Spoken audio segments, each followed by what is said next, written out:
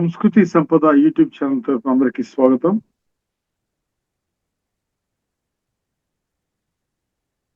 ఉపనిషద్ విజ్ఞానం అనే శీర్షికలో శ్రీ ఎంవి లోకనాథం గారు ధారావాహిక ప్రసంగం చేస్తున్నారు. వారి ధారావాహిక ప్రసంగంలో ఈరోజు కఠోపనిషత్ గురించి ప్రసంగిస్తున్నారు. 85వ ప్రసంగం చేస్తున్నారు.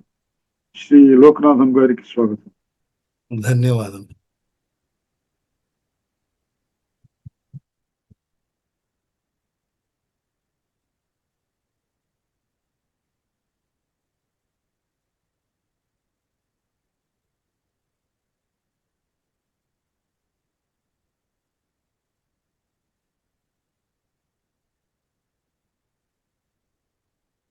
హరి ఓం తత్సత్. ఓం గురవే సర్వలోకానాం విషజే భవరోగిణాం నిధయే సర్వవిద్యానాం దక్షిణామూర్తయే నమః. ఓం సదాశివసమారంభాం శంకరాచార్యమధ్యమాం అస్మదాచార్యపర్యంతాం వందే గురుపరంపరాం.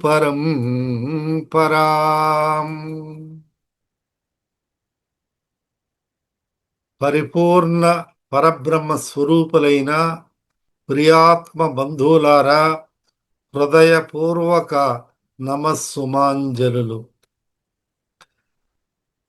మనమెంతో భాగ్యవంతులము. ఈనాటి కఠోపనిషత్ కథా ప్రారంభము శుభారంభమై హృదయములను రంజింపజేయగలదని భావిస్తున్నాను. శ్రోతలు శ్రద్ధావులై సావధానముగా శ్రవణము మననములు చేసి ఉపనిషత్ సారమును గ్రహించి విశ్లేషణ చేసి హృదయ పరిశుద్ధి పడిచి అనుభవపూర్వకముగా ఆత్మజ్ఞానమును అనుభవించి బ్రహ్మానందముతో పునరావృత్తిరహితమైనటువంటి స్వస్వరూప జ్ఞానమును పొందుదురని భావించుచున్నాను. కాబట్టి ఈ కఠోపనిషత్తు ప్రారంభములో శాంతి మంత్రముతో, శాంతి మంత్ర పఠనముతో ప్రారంభిస్తాము. హరి ఓం సహనా భవతు సహనౌ భునక్తు సహ వీర్యం కరవావహై తేజస్వినావధీతమస్తు మా విద్విషావహై. ఓం శాంతి శాంతి శాంతి. శాంతి మంత్రం యొక్క భావమును మనం తెలుసుకుని ఉన్నాము. మరి ప్రథమాధ్యాయములో ప్రథమ వల్లి అనగా లత, వల్లి అంటే తీగ లేదా లత. ఈ ప్రథమాధ్యాయములోని ప్రథమ వల్లిలో మొదటి శ్లోకము నుంచి ఈ కఠోపనిషత్తు ప్రారంభమవుతుంది. వాజశ్రవుడు చేసిన దానము దీనిలో చెప్పబడుతున్నది. కాబట్టి కథా ఆఖ్యాయిక రూపములో, గురు సంవాద రూపములో వినండి. చాలా సులభంగా ఉన్నటువంటి విధానములో, అంటే కథ అంటే చెవి కోసుకుంటారు. అందరూ కూడా కథల ఎడల చాలా ఆసక్తి చూపుతారు. కనుక ఈ శ్లోకం ఏమి చెబుతున్నదో మొట్టమొదటి మంత్రము ఓం ఉశన్ అహవై వాజస్రవసః సర్వవేద సందదౌ తస్య నచికేతా నామ పుత్రసః. ఓం ఉశన్ హవై వాజస్రవసః సర్వవేద సందదౌ తస్యః నచికేతా నామ పుత్ర అసహ అని. వాజస్రవసః, వాజస్రవుని పుత్రుడు వాజస్రవసుడు. ఉశన్ హవై, యజ్ఞ ఫలాన్ని కోరినవాడై. ఇతను ఉశన్ హవై అంటే ఈ యాగ ఫలాన్ని కోరినవాడై. ఏమి యాగము మనం చెప్పుకున్నాం, విశ్వజిత్ యాగం. ఆ విషయాలన్నీ మనము తెలుసుకుంటాం. సర్వవేద సమస్తాన్ని, తన దగ్గర ఉన్నటువంటి యావదాస్తిని అన్నింటినీ దదౌ ఇచ్చేస్తున్నాడు, అంటే దానము చేశాడు. తస్య అతనికి నచికేతానామ, నచికేతుడనే పేరు గల నచికేతనం. ఈ పేరు వింటేనే చాలు మన జన్మ ధన్యమైపోతుంది. పుత్ర కొడుకు, అసహ ఉండెను కదా. అంటే ఈ రెండు వాక్యాలలో ఉన్నటువంటి ఈ మంత్రములో ఏమని మనము తెలుసుకుంటున్నామంటే, యజ్ఞ ఫలాన్ని కోరినవాడై వాజస్రవసుడు తన సర్వస్వాన్ని దానము చేసి దాని వలన ప్రసిద్ధికెక్కాడు. అతనికి నచికేతుడు అనే కుమారుడు ఉండెను గదా, ఉండెనట. ఇది ఈ ప్రథమ మంత్రములోని భావం. అంటే ఇక్కడ దీనిని గురించి అనేకులు ఈ కఠోపనిషత్తును గురించి వ్యాఖ్యానముతో వివరించి ఉన్నారు. అంటే ఉన్నది రెండు వాక్యాలే, రెండు పాదములే, కానీ దానిలో ఉన్నటువంటి భావార్థము గంభీరమై నగధీరమై ఉన్నది. కాబట్టి మనము చక్కగా విచారణ చేస్తే విషయం తెలుస్తుంది.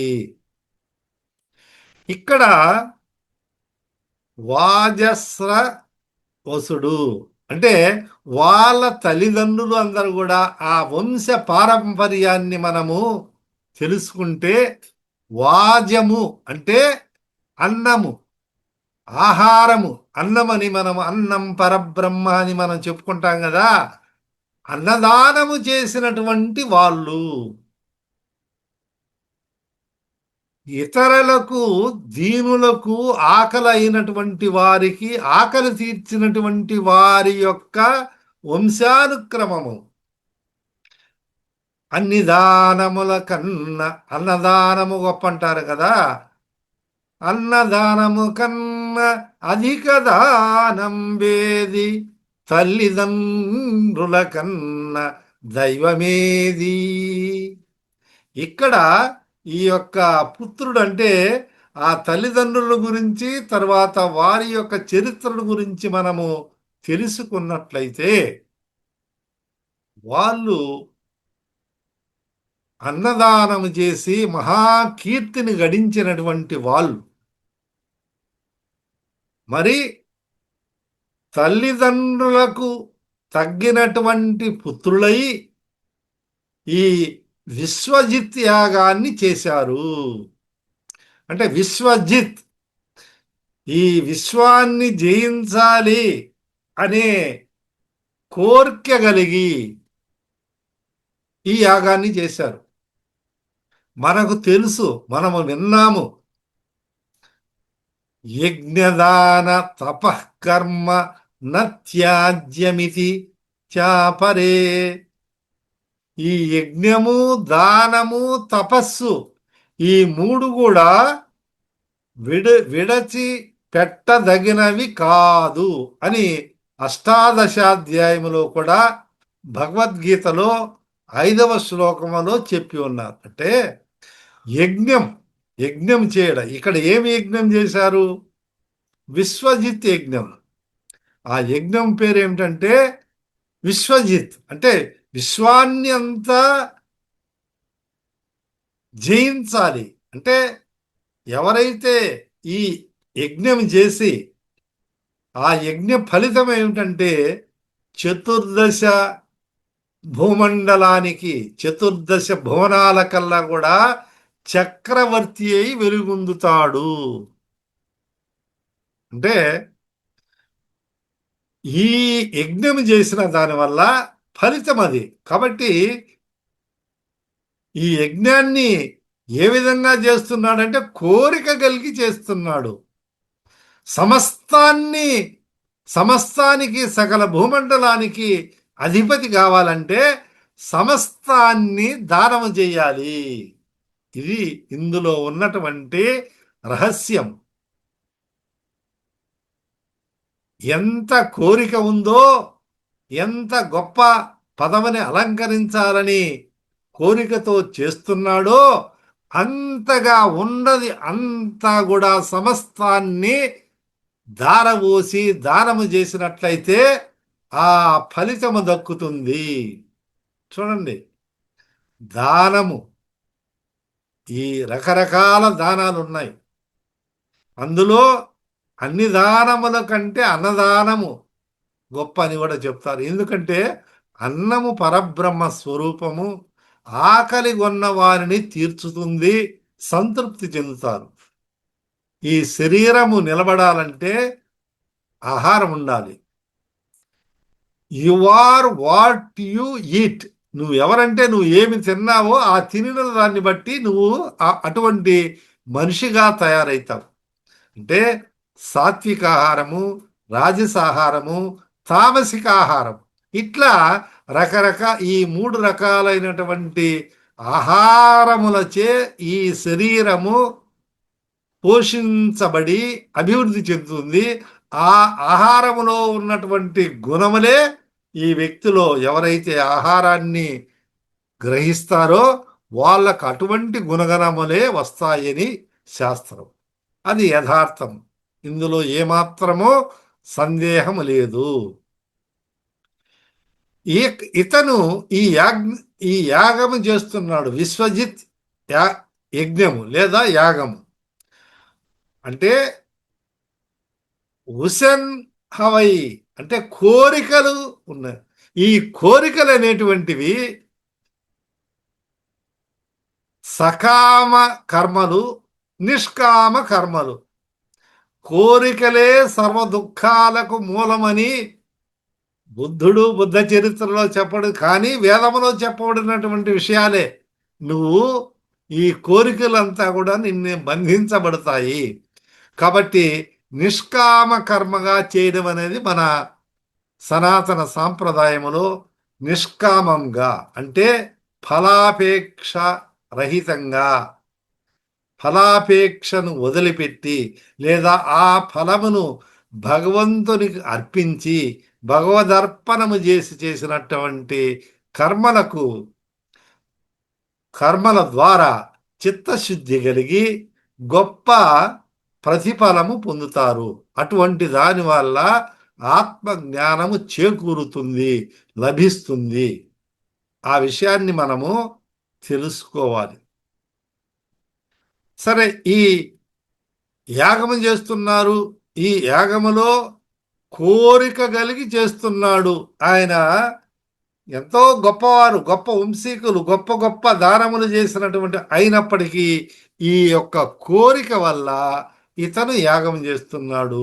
కాబట్టి కోరికలు అనేటి బంధించబడతాయని కూడా మనము ఒకవైపు తెలుసుకోవాలి. కాబట్టి ఈ యొక్క యాగం యొక్క ఫలితాలు ఎలా ఉండబోతాయి, ఏమి అనేది మనం తెలుసుకోవాలి.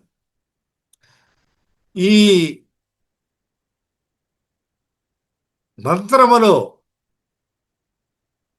ఈ శబ్ద సాదృశ్యము, శబ్దార్థములను బాగా మనము గమనించుకోవలసి ఉంది. ఏమి ప్రతిపాదించారో, ఈ యజ్ఞం ఏమిటి, మరి విశ్వజిత్ యాగము చేయుటకు అందరూ సమర్థులా? మరి అటువంటి వారికి వేరొక దారి ఏమైనా ఉందా అనే ఒక ఆలోచన ఇక్కడ కలుగుతుంది. మహారాజులు, మహాధనికులైనటువంటి వాళ్ళు, అటువంటి సంతతి వారు యాగము చేయగలిగినారు. మరి సామాన్యులమైన మన సంగతి ఏమిటి అంటే, అంతటి యజ్ఞాన్ని మనం చేయగలమా అనే ఒక సందేశంతో, లేదా నేను కూడా చేయాలనే భావన కొంతమందిలో కలగవచ్చు. కానీ మన దగ్గర అంత ధనము, ధాన్యము, దానం చేసేదానికి వస్తువులు, సంపద లేకపోవచ్చు. అందుకనే భగవంతుడు కూడా దీనికి ఒక మార్గమును భగవద్గీతలో చూపించాడు. ఏమని? యజ్ఞానాం జపయజ్ఞోస్మి. అయ్యా, ఈ యజ్ఞాలలో కల్లా నేను జపయజ్ఞ రూపంలో ఉంటాను. కాబట్టి నువ్వు జపయజ్ఞం చేస్తే చాలు. ఇది విద్యాయజ్ఞం మనం చేస్తున్నాము.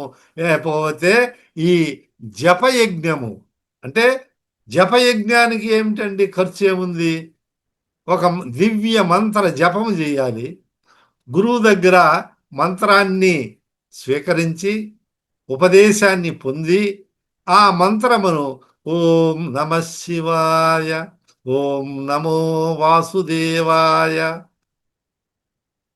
ఇట్లా ఈ ఏ మంత్రం అయితే అష్టాక్షరో, పంచాక్షరో, లేకపోతే ద్వాదశాక్షరో, ఈ మంత్రాలు ఆయా ఇష్టదైవాలను గురించి మనము ఆ జపము చేస్తే అటువంటి ఫలితం కూడా వస్తుంది. అంటే ఈ జపానికి ఏమన్నా ఖర్చు ఉందా? లేదు. ఏదైనా ఒక చోట స్థిమితంగా ఏకాంతములో వికల చిత్తుడు కాకుండా ఒక దర్భాసనమో, లేకపోతే ఒక ఉన్నతాసనమో, లేదా ఒక పీట మీదనో, ఒక ఆత్మ సంయమ యోగములో చెప్పిన విధానములో ధ్యానం, జపము చేయొచ్చు. జప్యతీతి జప అంటే అక్షర లక్షలు జపించమని, ఏ మంత్రానికి ఎన్ని అక్షరాలు ఉన్నాయో అన్ని అక్షర లక్షలు జపించవచ్చు, జపించాలి అని పెద్దల యొక్క వాక్కు. పెద్దలు చెప్పినటువంటి ఆ మాట. కాబట్టి దాన్ని పాటించినట్లయితే ఇటువంటి యజ్ఞములు చేసినటువంటి ఫలం కూడా కలుగుతుంది. కాబట్టి ప్రతి ఒక్కరు కూడా యజ్ఞము అటువంటి అంత విశ్వజిత్ యాగాన్నే మనము చేయలేకపోతేమే అనున్నటువంటి భావన అవసరము లేదు. ఇంకొకటి ఇక్కడ దానము అంటే, దానం ఇచ్చేవానిది పై చేయిగా ఉండాలి. అంటే తను ఇటు పెట్టు, ఇటు పెట్టిన ఇటు పెట్టకున్నా అని వేమన చెప్పారు. అయ్యా, నువ్వు అడ్డనామాలు పెడతావు, లేకపోతే నిలువునామాలు పెడుతున్నావు, ఇట్లా పెట్టినా ప్రయోజనం లేదు, ఇట్లా పెట్టినా ప్రయోజనం లేదు. నీ దగ్గర ఉన్నది ఏదైనా కొంత ఇటు పెట్టు అంటే నీ చేయి పైన ఉండాలి, తీసుకునే వారి చేయి కింద ఉండాలి. అంటే దాన గుణాన్ని, ఇది ఉత్కృష్టమైనటువంటి గుణమును ఇక్కడ మనం గమనించుకోవాలా, తెలుసుకోవాలి. దానములో యాచన అనేది లేకుండా నీకు ఉన్నదానిలో నువ్వు చెయ్యి. మాట విద్యాదానము, మాట ఒక ఉపన్యాసం ద్వారా, ఇది కూడా దానమే.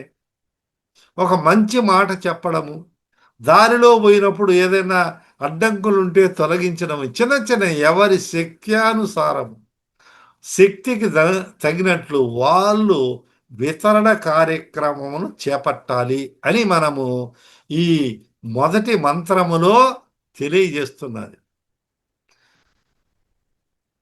యాచనాంతంచ గౌరవం అంటే, మరి మీరు చెప్పారండి యాచించేది గౌరవం పోతుంది. నిజమే. ఎప్పుడు మనము ఎటువంటి సందర్భములో యాచించాలా అనేది కూడా ఉంది. అంటే నువ్వు యాచన చేస్తే నీ గౌరవం తరిగిపోతుంది, కానీ నువ్వు దానం చేస్తే నీ యొక్క విలువ పెరుగుతుంది. అంటే అది పుణ్యము, ఇది పాపము. లేదా తీసుకునేవాడు కూడా దైవార్పణ బుద్ధితో లేదా ఇంకొకటి దైవమే ఇస్తున్నాడనే ఒక భావంతో తీసుకుంటే వానికి కూడా అది పుణ్యమే. ఈ విషయాలు దానములో ఉన్నటువంటి కీలక రహస్యాలను మనము తెలుసుకోవాలి. దీనిలో శంకరాచార్యులు వారు వీళ్ళ పెద్ద పెద్ద వాళ్ళంతా కూడా ఈ శ్లోకానికి వ్యాఖ్యానము, భాష్యము రాసి ఉన్నారు. అత్ర ఆఖ్యాయికా విద్యా స్తుత్యర్థ ఉశన్ కామయమానః హవా ఇది వృత్తార్థస్మరణార్థౌ నిపాతౌ. అంటే బ్రహ్మ విద్యా స్తుతి కొరకై ఈ ఆఖ్యాయిక అంటే ఈ తత్ర ఆఖ్యాయిక, అటువంటి ఆఖ్యాయిక అంటే కథారూపమైనటువంటి బ్రహ్మ విద్యా స్తుతి కొరకు ఉశన్ అనగా కోరువాడై. ఏమిటి కోరుతున్నాడు? బ్రహ్మ విద్య రావాలి లేదా విశ్వజి అని కోరిక గలవాడే ఉశన్ హవై అనే ఇవి రెండు జరిగినటువంటి విషయాలను గుర్తు చేస్తున్నాయి అని శంకర భగవత్పాదులు తెలియజేశారు. వాజం అంటే అన్నం మనం తెలుసుకున్నాం. ఈ దానం వలన కలిగినటువంటి స్రవము అంటే కీర్తి, కీర్తి సంపన్నుడు అంటారే. ఈ వాజం అంటే అన్నం, అన్నదానము అన్ని దానముల కంటే గొప్పది. ఈ దానము చేసిన దాని వలనటువంటి కలిగిన కీర్తి ఏదైతే ఉందో వానిని వాజస్రవుడు. చూస్తారా, ఈ పదములో పేరుకు తరువాత ఆ దానం అన్నదానమునకు ఉన్న సంబంధాన్ని కూడా మనం ఇక్కడ గుర్తుంచుకోవాలా, దాని గురించి కూడా తెలుసుకోవాలి. ఉపనిషత్తులు, విజ్ఞాన శాస్త్రాలన్నీ కూడా అర్థవంతంగాను తెలియజేస్తాయనేది మనం గమనించుకోవాలి. వాజం అన్నం తద్దానాది నిమిత్తం. వాజం అన్నం తద్దానాది అంటే ఈ అన్నము తత్ దానం వలన అనగా ఆ దానం వలన కలిగిన స్రవం అనగా కీర్తి గలవాడు వాజస్రవుడు, లేదా అది రూఢిలో పేరుగా కూడా అయి ఉండవచ్చు. ఆ వాజస్రవుడు అనే పేరు కూడా పెట్టుకొని ఉండవచ్చు, అది అన్నదానం వల్ల వచ్చిన పేరైనా ఉండవచ్చు. కాబట్టి ఇక్కడ మనకు ఏమైతుంది? అన్న తద్దానాది నిమిత్తం స్రవ ఏసియా అస్య వాజస్రవ రూఢితో వా. ఆ అన్నదానం చేసిన దానివల్ల ఆ పేరైనా వచ్చి ఉండవచ్చు, లేదా అతని పేరు అదైనా ఉండవచ్చు అని శంకరుల యొక్క భాష్యం. తస్య అసత్యం వాజస్రవ కిల విశ్వజితా సర్వమేధాన ఈజే తత్ఫలం కాయమానః. అది అతని కుమారుడు వాజస్రవసుడు విశ్వజిత్ అనే సర్వమేధయాగము చేశాడు. అంటే విశ్వజిత్ యాగము సర్వమేధయాగం అని కూడా ఈ విశ్వజిత్ అనబడే అని పిలువబడే సర్వమేధయాగం అనే పేరుతో చేశారు. అతడు ఆ యాగ ఫలాన్ని కోరినవాడై స తస్మిన్ క్రతౌ సర్వవేదసం. ఆ క్రతువు, ఆ పని, ఆ యజ్ఞం చేసేదానికి సర్వస్వం, తన తన దగ్గర ఉన్నటువంటి సర్వస్వాన్ని అంటే గోవులు, ఇండ్లు, భవనాలు, నగలు, ఆభరణాలు అన్ని కూడా వస్తు రూపాలు ఏవైతే ఉన్నాయో సర్వస్వము, ఇది అది ఇంకా చెప్పని అవసరం లేదు, అన్ని కూడా దానము చేశాడంట. తస్య యజమానస్య ఆ అతని పేరు ఆ యజమానికి నచికేతుడు అనే పుత్రుడు ఉండెనట. ఆ వాజస్రవసునికి ఒక కుమారుడు ఉన్నాడు, అతని పేరే నచికేతుడు. నచికేత నామధేయ తస్య పుత్ర. అతని యొక్క పుత్రుడు నచికేత నామధేయ. చూడండి పేర్లు ఎట్లా ఉన్నాయి. నచికేతుడు పేరు వింటే చాలు, పిట్ట కొంచెము కోత ఘనమంటారే, చిన్న పిల్లవాడు. మరి ఈ బ్రహ్మ విద్యలో మరి అతని యొక్క పాత్ర అమోఘమైనటువంటిది. మరి మనం వర్ణించుటకు ఊహాశక్తి చాలనటువంటిది. అక్కడ మనం మొట్టమొదటి శ్లోకములో వాజస్రవసుడు విశ్వజిత్ యాగం చేశాడు. అయితే ఆ ఫలాన్ని కోరి చేస్తున్నాడు. అది చేసేదాని వల్ల అంత సర్వస్వాన్ని కూడా దానం చేస్తున్నాడు. అటువంటి వానికి నచికేతుడు అనే ఒక పుత్రుడు ఉన్నాడు. ఇది ఈ యొక్క మొదటి ప్రథమ మంత్రములో ఉన్నటువంటి భావం. కాబట్టి మొట్టమొదటి మంత్రము 2 పాదములేను. దీన్ని చక్కగా విచారణ చేయండి. ఆ పేర్లు గుర్తు పెట్టుకుంటే చాలు. వాజస్రవసుడు, వాజము అంటే అన్నము, స్రవము అంటే కీర్తి. నచికేతుడు యాగం చేశాడు, కోరిక కలిగి చేశాడు. అంటే సకామ కర్మలు నిష్కామ కర్మలు అనేది తరువాత కూడా నేను సుదీర్ఘంగా వివరిస్తాము. అంటే కోరికతో చేస్తున్నాడు యాగాన్ని. అటువంటి కోరిక సమస్తము కావాలనుకున్నవాడు సమస్తాన్ని త్యజించాల. ఎవరికైతే సమస్తం కావాలని ఆశ ఉందో వాడు సమస్తాన్ని ఉన్నదాన్ని అంతా జీవితాన్ని కూడా త్యాగం చేయాలనే ఒక సూత్రాన్ని గమనించగోరుతున్నాము. హరి ఓం. సహనాభవతు సహనౌ భునక్తు సహ వీర్యం కరవావహై తేజస్వినావధీతమస్తు మా విద్విషావహై. ఓం శాంతి శాంతి శాంతి. హరి ఓం తత్సత్వం.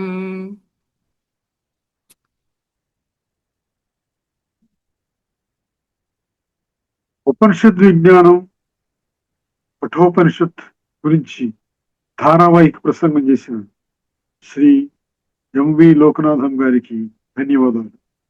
కృతజ్ఞతాంజలి.